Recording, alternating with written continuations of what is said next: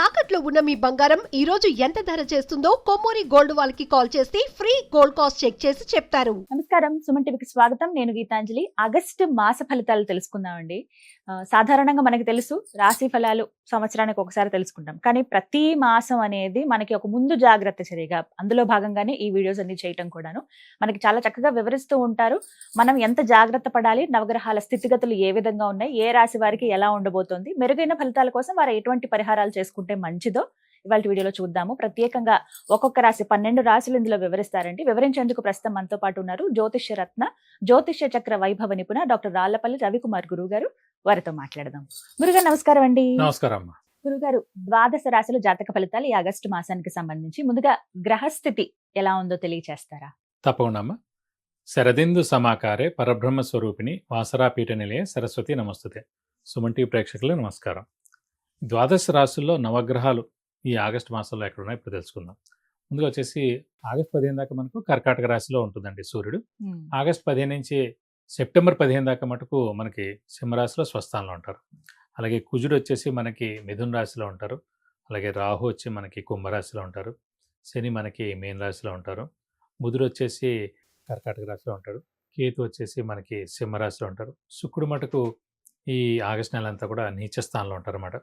So మెయిన్గా ఏంటంటే ఈ కుంభరాశి కానీ, అలాగే మకర రాశి కానీ, మిథున రాశి కానీ, కన్యా రాశి కానీ, ఈ 4 రాశికి యోగకారకుడు, అదృష్టకారకుడు, లక్ ఫేవర్ చేసే ప్లానెట్ అయిన శుక్రుడు మటుకు ఈ నెలనాళ్ళు నీచలో ఉంటాడు. సో ఈ 4 రాశుల వాళ్ళకి మామూలుగా ఏంటంటే డబ్బు ఖర్చు ఎక్కువగా అవడం, హెల్త్ ప్రాబ్లమ్స్ చిన్న రావడం, చిన్న మాటలు పడటం ఇలాంటివన్నీ జరుగుతాయి అన్నమాట. ఇవండి మెయిన్గా ఈ ద్వాదశ రాశుల్లో నవగ్రహాలు ఈ ఆగస్టు నెలలో ఈ స్థానాల్లో ఉంటాయి. గురుగారు, మరి మేష రాశి వారి జాతక ఫలితాలు ఈ ఆగస్టు మాసంలో ఏ విధంగా ఉన్నాయో తెలియజేస్తారా? తప్పకుండా అమ్మ. మేషరాశి అనగానే మనకి అశ్విని 1, 2, 3, 4 పాదాలు, భరణి 1, 2, 3, 4 పాదాలు, కృత్తిక 1, 2, 3, కృత్తిక 1వ పాదం. సో ఈ నక్షత్రాల సమూహంతో మనకి మేషరాశిలోకి వస్తుంది. ఈ మేషరాశికి ఏంటంటే మెయిన్గా గురువు వచ్చేసి చతుర్థ స్థానంలో ఉన్నాడండి. సో విద్యార్థులకు మెయిన్గా విద్యాస్థానం ఏంటంటే చతుర్థ స్థానం అయింది, అలాగే వాహన స్థానం అయింది, అలాగే సౌఖ్యస్థానం అయింది, అలాగే మాతృస్థానం అయింది. సో చతుర్థ స్థానంలో గురువు ఉండడం చేత గురువు ఉచ్చ స్థానంలో కూడా ఉంటాడు. పైగా ఏంటంటే ప్రతి రాశికి ఏంటంటే ప్రతి లగ్నానికి మెయిన్గా లగ్నం ప్లస్ రాశి అనుకోండి ఏదైనా సరే, యోగకారకుడు, అదృష్టకారకుడు, లక్ ఫేవర్ చేసే ప్లానెట్ ఒకటి ఉంటారు. సో ఆ ప్లానెట్ బాగున్నారు అనుకోండి, వాళ్ళ లైఫ్ చాలా బాగుంటుంది. ప్రస్తుతానికి మేషరాశి వారికి భాగ్యాధిపతి, యోగకారకుడు, అదృష్టకారకుడైన గురువు ఉచ్చ స్థానంలో ఉన్నాడు. నెక్స్ట్ ఏడాది మనకి జూన్ దాకా ఉంటాడు. కాబట్టి మనకి విపరీతమైన అదృష్టం కలిసి వస్తుంది. మెయిన్గా అంటే హార్డ్ వర్క్ మనకి తక్కువైనా కూడా అదృష్టం బాగుంది అనుకోండి, చాలా బాగున్నట్టు. అలాగే దైవబలం, దైవానుగ్రహం గల కారకుడు అయిన గ్రహం కూడా గురువే అండి. మేషరాశికి అదృష్టం ఏంటంటే 2 ఒకటే. యోగకారకుడు, అదృష్టకారకుడు, లక్ ఫేవర్ చేసే ప్లానెట్ గురువే. దైవబలం, దైవానుగ్రహం ఏ రాశి వాడికైనా సరే గురువే అవుతాడు. సో అలాంటి గురువు ఇక్కడ అదృష్టకారకుడై, దైవబలాన్ని కారకుడై ఉచ్చ స్థానంలో చతుర్థ స్థానంలో.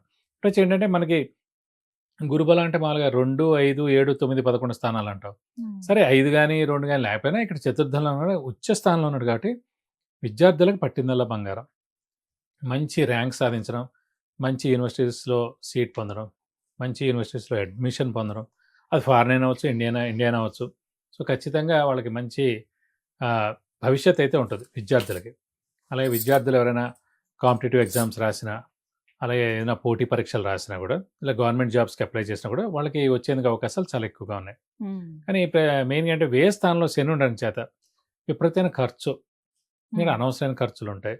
అంటే ఇంట్లో ఎవరికైనా అనారోగ్యం చేయడం, అలాగే ఇంట్లో పెద్దవాళ్ళు కానీ చిన్నపిల్లలు కానీ అనారోగ్యం చేయడం, దాంట్లో బాగా ఖర్చులు అవ్వడం, అలాగే ఎవరికో డబ్బులు ఇవ్వాల్సి వస్తుంది. అలాంటప్పుడు ఖర్చు అనుకుంటే ఏం సరే వాళ్ళు ఖచ్చితంగా కూర్చుంటారు నాకు డబ్బులు కావాలని.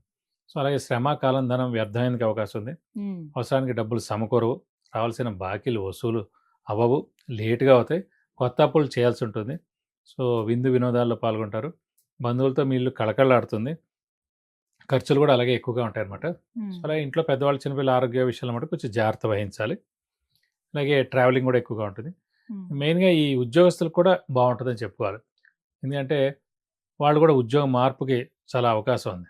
ఎందుకంటే ఏలినాటి నడుస్తుంది కాబట్టి ఉద్యోగ మార్పుకి ఎక్కువగా అవకాశాలు ఉన్నాయి. మరియు వీరికి అదృష్టం అనేది బాగుంది కాబట్టి కొద్దిగా కష్టపడినా పర్లేదు. ఈ టైంలో ఈ ఏలినాటి సినిమాలని కొంచెం బద్ధకం ఎక్కువగా ఉంటుందండి. బద్ధకాన్ని పక్కకు పెట్టి మీరు కనుక బాగా కష్టపడితే ఈ అదృష్టం దైవబలంతో మీకు అన్ని విధాలా బాగుంటుందని చెప్పుకోవచ్చు. గురుగారు మరి వీరికి స్థాన చలనం ఏమన్నా ఉందా అండి? ఉంటుందండి. ఎందుకంటే ఇప్పుడు మెయిన్‌గా ఏలినాటి శని నడవడం, వ్యయ స్థానంలో శని ఉండడం చేత ఖచ్చితంగా స్థానచలనం ఉండేందుకు అవకాశం ఉంది. అంటే ఏంటంటే మామూలుగా 7.5 సంవత్సరాలు ఏలినాటి శని అనేది. సో ఇంకా 1½ ఇయరే ఉంది అయ్యింది. సో ఇంకా 6 ఏళ్ళు ఉంది. సో ఈ 6 ఏళ్లలో ఎప్పుడైనా అవ్వచ్చు, 2, 3 సార్లు కూడా అవ్వచ్చు. కానీ ఇప్పుడేంటే అందుకే చెప్తున్నాను. ఇల్లు మార్పు గాని, ఉద్యోగ మార్పు గాని, ట్రాన్స్‌ఫర్ అవ్వడం గాని, వేరే ఊరికెళ్ళి జాబ్ చేయడం గాని, లేదా ఇక్కడ డిపార్ట్‌మెంట్ చేంజ్ అవ్వడం గాని, లేదా బిల్డింగ్‌లు మారడం గాని, ఏవో ఒకటి ఖచ్చితంగా మార్పు చెందేందుకు మటుకు అవకాశం ఉంది. సాధారణంగా మనకి ఏలినాటి శని నడుస్తున్నప్పుడు నవగ్రహాలు మూలాన్ని మనం మార్పు చెందే అవకాశం ఉంటుంది మేడం. ఆ టైంలో మనం ఆపుకోకూడదు. అయ్యో! మన పిల్లలకి దూరం అవుతుంది, లేదా ఆఫీస్ దూరం అవుతుంది, లేదా వేరే ఊరు వెళ్ళాలా అని మనం ఆపుకోకూడదు. ఎందుకంటే ఇప్పుడు ఆపుకున్నాం కూడా అప్పుడు కష్ట సమయంలో మన నిజంగా ఇంట్లో ఎవరో సిక్ అయ్యి ఉంటారు. పేరెంట్స్ గానీ, వైఫ్ గానీ, పిల్లలు గానీ ఏదో ప్రాబ్లమ్ ఉంటుంది. ఆ టైంలో ఖచ్చితంగా వెళ్ళాల్సి వస్తుందన్నమాట. అలా కాకుండా ఆ గ్రహాలతో పాటే మనం సంచరించామనుకోండి ఏ ప్రాబ్లమ్ ఉండదు. సో మనకి మంచి ప్రమోషన్ వచ్చినా, మంచి శాలరీ వచ్చి ఏదైనా వేరే ఊరు వచ్చినా కూడా ఇప్పుడు స్థానచలనం ఉంది కాబట్టి మారితే గనక చాలా మంచి జరుగుతుందని చెప్పుకోవచ్చు. అలాగే గురుగారు మేషరాశి వారికి గృహయోగం ఉందా అండి? అంటే మనం ఇదివరకు కూడా చెప్పుకునేప్పుడు కూడా లగ్నం నుంచి గానీ, రాశి నుంచి గానీ, చతుర్థ స్థానంలో గానీ, భాగ్యస్థానంలో గానీ గురువు ప్రవేశించినప్పుడు గురువు మామూలుగా సంవత్సరం కాలం పాటు అక్కడ ఉంటారు కాబట్టి ఆ సంవత్సరంలో వాళ్ళు ఇల్లు కొనేందుకు అవకాశం ఉంది. సో మేష లగ్నమైనా, మేష రాశి వారికైనా ప్రస్తుతం చతుర్థ స్థానం ఇందాక మనం మాతృస్థానం అనుకున్నాం, వాహన స్థానం అనుకున్నాం, సౌఖ్య స్థానం అనుకున్నాం. సో ఈ స్థానాలు విద్యాస్థానం అనుకున్నాం. అలాగే గృహస్థానం కూడా చతుర్థ స్థానం.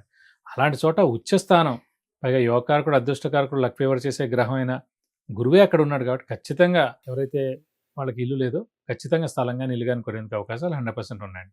సో మీ మానవ ప్రయత్నం మీరు గ్యారంటీగా కష్టపడి చేస్తారని తప్పకుండా మీకు గృహయోగం సిద్ధిస్తుంది. మరి ఇంకా మెరుగైన ఫలితాల కోసం మేషరాశి వారు ఎలాంటి పరిహారాలు చేసుకోవాలండి? మెయిన్గా ఇంకా ఏలినాటి శని ఎఫెక్ట్ ఎక్కువగా ఉంది కాబట్టి ఖచ్చితంగా ఈ 6.5 ఏళ్ళు మనం 6 ఏళ్ళు కూడా ఖచ్చితంగా ప్రతి శనివారం ఉపవాసం ఉండడం అండి. ఉపవాసం బెస్ట్ అనమాట. ఇంక రిజల్ట్ ఇంక వేరే రిజల్ట్ అన్నీ వేరే ఉన్నా కూడా ఉపవాసం ఉంటే ఖచ్చితంగా బెస్ట్ రిజల్ట్ వస్తుంది. మామూలుగా మీరు ఆల్రెడీ మీ గ్రహం ఏదో బాగాలేని దాని గురించి ఆ రోజు ఎలాగో ఉంటున్నారు. ప్రస్తుతం మనకి శని బాగాలేదు కాబట్టి నెక్స్ట్ ఏడాది మళ్ళీ శని నీచ స్థానంలో కూడా ఉంటాడు, మీ రాశిలో కూడా ఉంటాడు కాబట్టి ఇప్పటి నుంచి మనం ప్రతి శనివారం ఉపవాసం ఉంటే కనుక చాలా మంచిది. వెంకటేశ్వర స్వామి మరియు ఆంజనేయ స్వామిని ఎక్కువగా పూజిస్తే మంచిది. ప్రతిరోజు వెంకటేశ్వర స్వామి అష్టోత్తరం, ఆంజనేయ స్వామి అష్టోత్తరం చదువుకుంటే మంచిది. ప్రతి బుధవారం, శనివారం మనం వెంకటేశ్వర స్వామి టెంపుల్కి వెళ్ళి 40 ప్రదక్షిణాలు చేసి వీలైతే అభిషేకం కానీ అర్చన కానీ చేయిస్తే మంచిది. అలాగే శనివారం మరియు మంగళవారం ఆంజనేయ స్వామి టెంపుల్కి వెళ్ళి వడమాల సమర్పించడం కానీ, తమలపాకులు పూజ చేయించడం కానీ, సింధూర పూజ చేయించడం కానీ ఇవన్నీ చేస్తే కనుక మీకు అన్ని విధాలా మంచి చేకూరుతుంది. చాలా చక్కగా వివరించారు గురుగారు. ధన్యవాదాలండి. నమస్కారం అమ్మా. విన్నారు కదా, ప్రతి మాసంలో ఇలా జాతక ఫలితాలు తెలియజేస్తున్నారండి. అలాగే నేరుగా గురువు గారిని కలవాలని చాలా మంది కోరుకుంటారు. అందులో భాగంగా చాలా ప్రశ్నలు నిత్య జీవితంలో మనకెదురయ్యే ఉంటాయి.